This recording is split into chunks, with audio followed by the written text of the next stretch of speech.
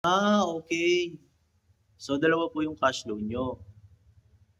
And then, nag-click nyo yung mas mababa. Tapos, nagbago yung isip nyo. Gagawin nyo na lang yung mas mataas na cash loan ang kukunin nyo. So, hindi ko lang po sure, hindi nyo nabanggit kung nai-apply nyo na yung cash loan na yan or for approval na. Kasi kung for approval na po siya at nasend nyo na yung application nyo, kailangan hintayin nyo yung result muna bago kayo makapag-apply ulit. So, for example, na-send nyo na yung application nyo, then naghihintay na lang kayo ng result, huwag nyo po siyang i-claim kung sakaling ma-approve siya. Hayaan nyo lang po siyang mag-floating dun sa mobile app nyo. Hayaan nyo lang siyang approve. Hintayin nyo yung 7 days, 7 banking days. Then mag-auto cancel naman siya. Kapag nag-auto cancel siya, balik po kayo sa home nyo. Check nyo po kung nandun pa yung offer na isa. Then kapag nandun pa, pwede nyo po siyang i-apply ulit.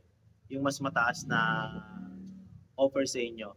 And then kapag, paano ba to? Kapag naman hindi nyo pa siya na-i-apply, na-click nyo lang siya, gaya ng sabi nyo sa comment. Kung na-click nyo lang siya at hindi kayo nagtuloy, balik lang kayo sa home nyo, tapos i-apply nyo po yung mas mataas. Ang fill upan nyo po yung mas mataas na offer. Ganun lang po yung gawin nyo. Kapag na-send nyo na yung application or approve na, hintayin nyo yung 7 days para mag-reapply ulit. And kung hindi nyo pa na-send yan at na-click nyo lang, i-click nyo lang po yung mas mataas din, yun po yung i-apply nyo. Ganun lang po kasimple. Yun lang po. Thank you.